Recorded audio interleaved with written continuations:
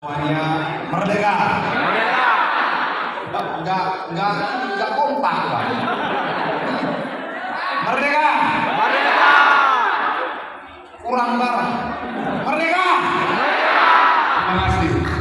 Bapak Ibu semuanya dari DPD, Pak calon wali kota, Pak Wakil dan seluruh perwakilan partai politik di sini yang hadir. Terima kasih. Terima kasih sudah mau bersama-sama dengan kami untuk berjuang memenangkan Kota Bekasi. Tentunya tadi sebelum saya sampai kemari, Ibu Ketua Umum kami menyampaikan salam hormat pada semua yang hadir, pada seluruh kader partai, begitu juga dari Pak Sekjen kami dan dari Ketua DPR RI Mbak Puan Maharani menyampaikan salam hormat serta sayangnya pada seluruh kader partai PDI Perjuangan. Bapak-bapak, ibu-ibu, tadi saya duduk di samping Pak Tri. Saya agak narik napas 4 kali. Kok aromanya aroma menang?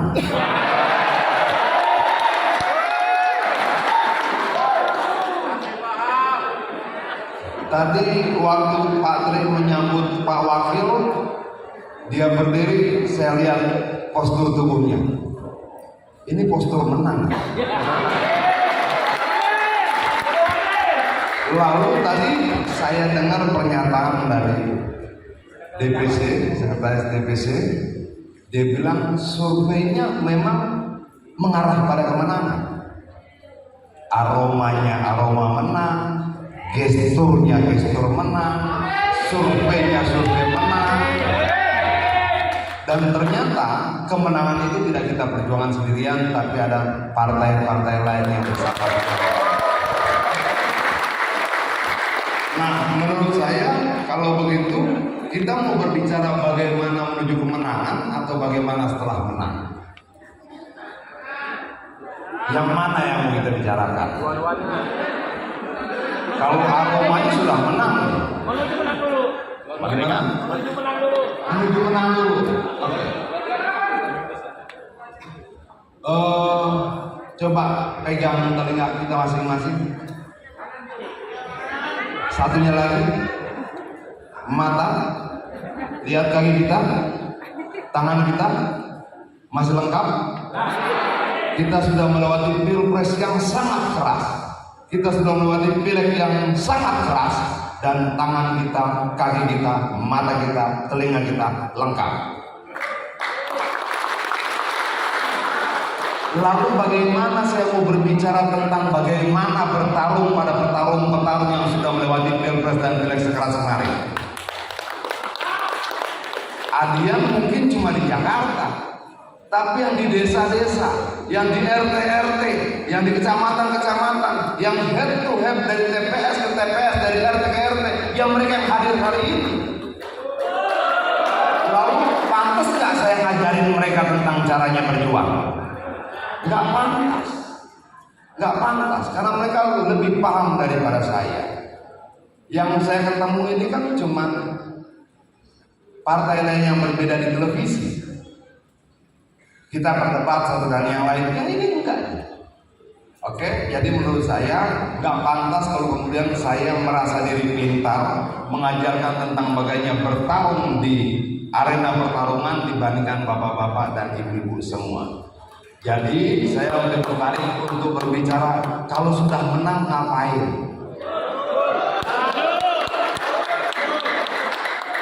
Kenapa? Kalau mau menang bagaimana? Kemarin kita sudah sama-sama ikut pelatihan tim pemenangan ya. Tinggal melakukan aktivasinya, bagaimana melaksanakan itu.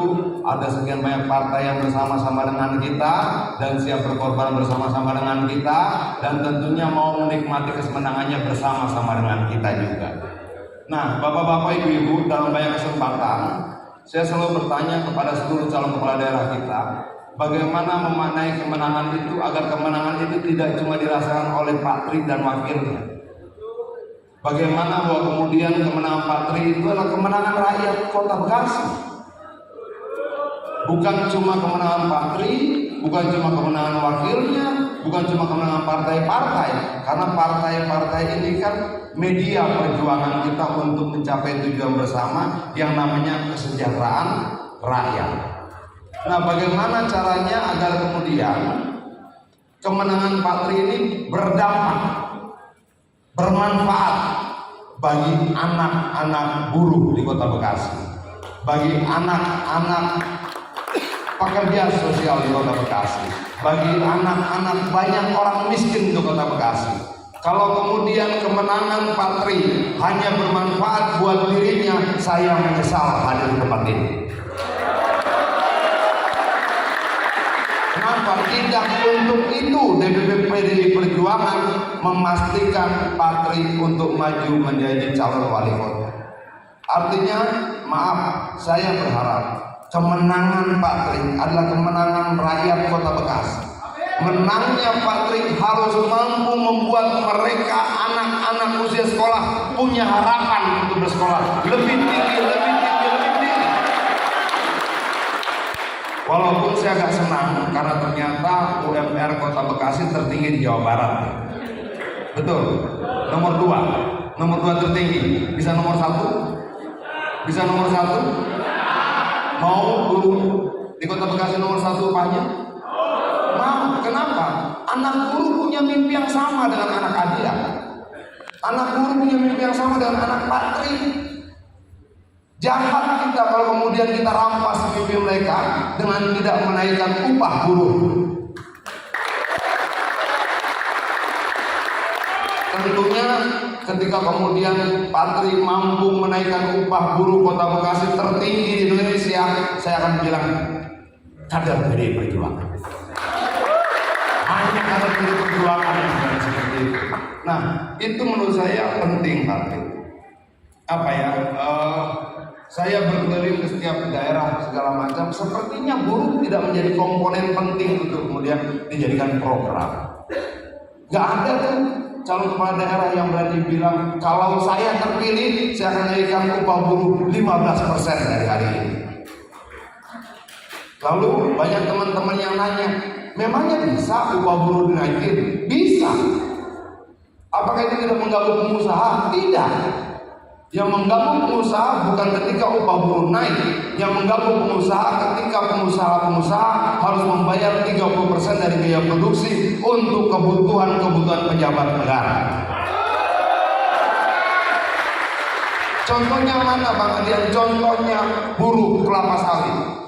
Kenapa buruh kelapa sawit di Sumatera, di Jambi upahnya lebih rendah dibandingkan buruh kelapa sawit di Malaysia? Bukankah komoditinya sama? Bukankah yang ditanam sama? Bukankah yang dijual sama? Kenapa di Malaysia lebih tinggi dibandingkan di kita? Karena di Malaysia nggak ada tuh pejabat negara ulang tahun pengusaha nyetor. Nggak ada kemudian istri pejabat ulang tahun pengusaha nyetor. Nggak ada anak-anak pejabat negara ulang tahun pengusaha nyetor. Hanya di Republik ini terjadi. Dan mau saya, Pak Tri, jadilah pemberani. Katakan tidak. Bela pengusaha tidak dengan memotong upah buruh, tapi memastikan tidak ada lagi biaya siluman di Kota Bekasi. Dan menurut saya, kalau kemudian Pak Tri berani lakukan ini, memastikan nggak ada upeti ilegal untuk pejabat-pejabat negara, saya akan setia bersama-sama Pak Tri berjuang di mana-mana. Dan saya mau ini, saya berharap nanti ketika sudah nyetak baliho, spanduk segala macam, ada komponen upah, naikkan upah buruh sekian persen.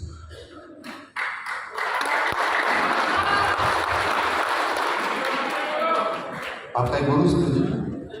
Kenapa nggak tanda tangan? Ya, waktu dulu saya sempat diskusi keras, panjang dan tajam dengan Mas Pacul, dan terakhir sebelum saya berpisah, dia bilang pada saya begitu, Adian, kamu tahu tugasmu apa?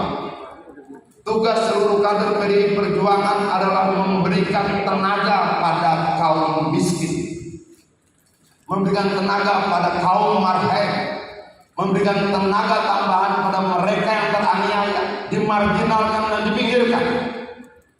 Dan saya mau program perjuangan untuk buruh pabrik, untuk buruh kebun, untuk buruh pertanian. Berani kita katakan, harus lebih berani daripada partai buruh. Kenapa? Karena tugas kita adalah menambah tenaga kaum miskin, menambah tenaga kaum marhaen. Jadi saya tidak mau berbicara panjang lebar di sini tentang bagaimana caranya menang, karena ini periode keduanya Pak Tri.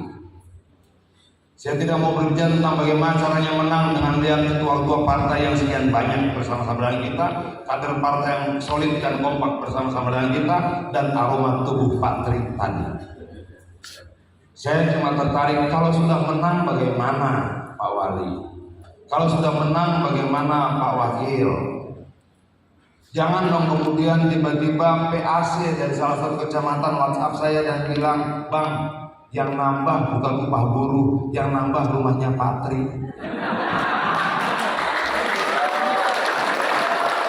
Kalau itu terjadi, saya pasti nangis. Kalau itu terjadi, saya pasti nangis. Lalu kemudian, oke, Pak Tri rumahnya nambah. Wakilnya gimana wakilnya? Istrinya nambah. Nah, yang saya mau dengar adalah, setelah dilantik, saya akan WhatsApp teman-teman pengurus, lalu saya tanya, setelah setengah tahun, 1 tahun, upah naik.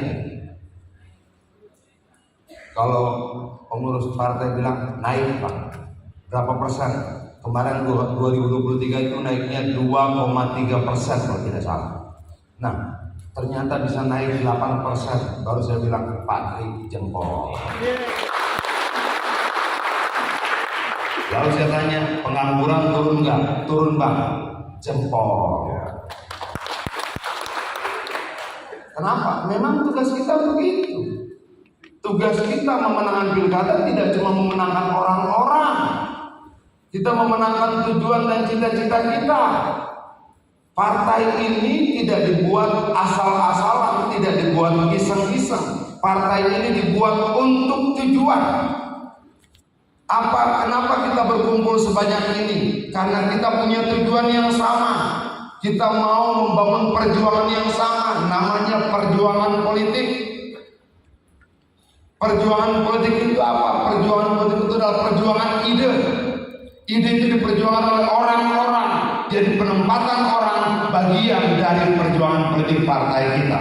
Bagaimana menempatkan Pak Tri menjadi wali kota Bekasi adalah bagian dari perjuangan partai kita. Bagaimana menempatkan anggota DPR RI, DPRD provinsi dan kabupaten adalah bagian dari perjuangan partai kita. Karena perjuangan kita diperjuangkan oleh orang-orang, sehingga kita punya tugas bersama untuk menempatkan orang-orang terbaik kader partai kita untuk berada di mana-mana. Tapi setelah mereka ada di mana-mana, maka kita akan tanya lagi, apa yang sudah kau perjuangkan? Apakah kemenangan Pak Tri akan semakin mendekatkan kita pada tujuan dan cita-cita perjuangan? Kita akan lihat setelah dia dilantik. Tapi kalau kemudian ternyata dia mengecewakan, izinkan saya datang untuk marah. Boleh Pak Guru? Boleh Pak Wakil? Iya, karena saya marah biasanya serius. Nah, Bapak-Bapak Ibu-Ibu, sepertinya kita sudah bersepakat untuk mendukung Pak Tri. Tadi dari Ketua DPD, dari perwakilan DPC bilang ada yang belum nurut. Betul itu?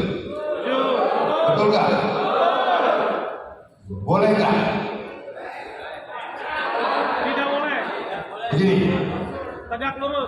PDI Perjuangan itu Partai Demokrasi Indonesia Perjuangan. Boleh nggak ada perbedaan dalam demokrasi? Boleh. Boleh nggak? Boleh. Kurang kompak, boleh nggak? Dalam partai ini perbedaan diperbolehkan sampai keputusan diputuskan. Betul. Jadi kalau sudah ada keputusan, mau setajam apapun perbedaannya, mau apapun latar belakang perbedaannya, mau apapun tujuan dari perbedaannya, mau sekeras apapun perbedaannya, semua wajib tunduk terpimpin pada keputusan ketua umum kita. Harus. Lalu bagaimana kalau yang masih ngambek-ngambek? Kasih kesempatan 3 hari dari hari ini. 3 hari dari hari ini, ajak ngobrol, ajak bicara, ingatkan kembali tentang tujuan partai kita. Jadi kata orang, boleh marah, boleh kecewa, boleh, jangan lama-lama. Kenapa? Karena pertarungan kita tidak bisa menunggu setiap orang menyelesaikan kekecewaannya baru masuk pada gelanggang. Hari ini kalau bisa senior-senior partai datangi yang berbeda, yang belum patuh ajak balik. Begitu Pak Ketua. Teman-teman DPC jangan buru-buru kasih sanksi, kasih waktu, yuk balik yuk. Ayo balik yuk, ayo kembali ke kandang. Kalau perlu datangi rame-rame, sampaikan kepada teman-teman yang belum patuh untuk kembali ke kandang banteng dan berjuang bersama-sama. Bang, abang kenapa tidak tegas? Begini, saya dilatih dalam proses hidup saya bahwa lawan kita di luar. Saya tidak pernah dilatih untuk melihat lawan saya di dalam. Ya, setuju. Lawan kita di mana? Di luar. Di mana? Di luar. Di luar. Di dalam adalah saudara kita. Jadi bagaimana berlaku pada mereka? Berlakulah sebagai saudara. Datangi, ingatkan, ajak kembali. Masih belum mau? Datangi lagi, ingatkan, ajak kembali. Masih belum mau? Datangi lagi, ingatkan, ajak kembali. Masih belum mau? Tunjukkan jalan perginya.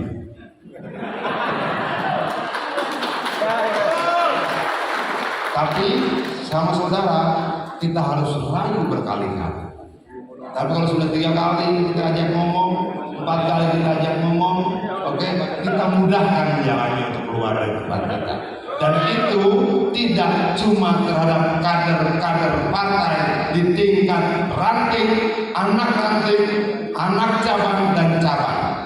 Bahkan kalau ada yang sudah jadi presiden pun tidak mau bersama-sama dengan kita, silakan.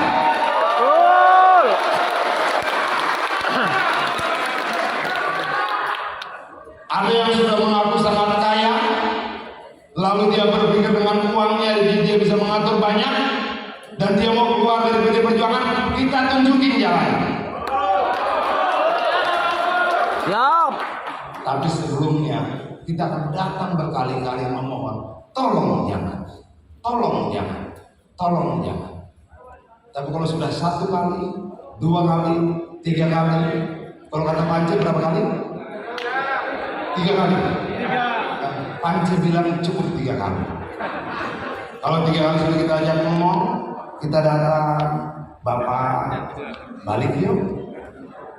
Enggak. Bapak balik yuk. Enggak. Bapak ayo pulang. Enggak. Pak, jangan keluar dari sana.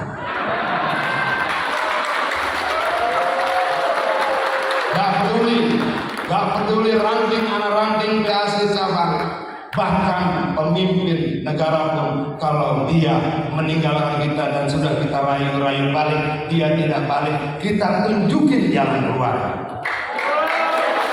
Artinya sampaikan pada teman-teman yang belum bersetuju dan belum mau patuh, kamu kepala negara? Bukan. Kamu orang kaya? Bukan.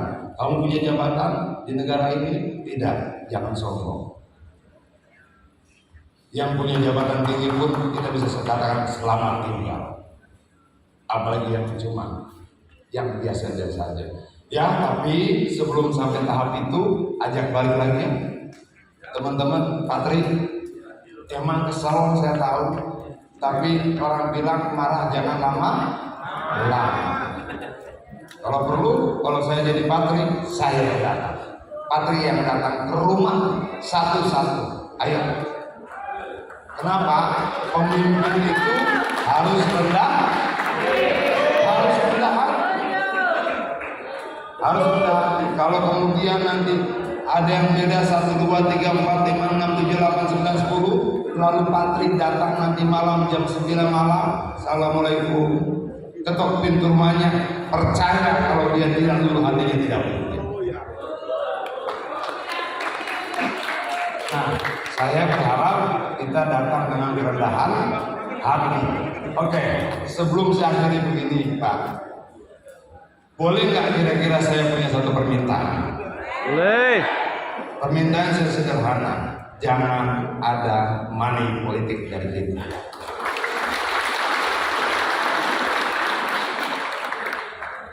Kenapa saya minta seperti itu?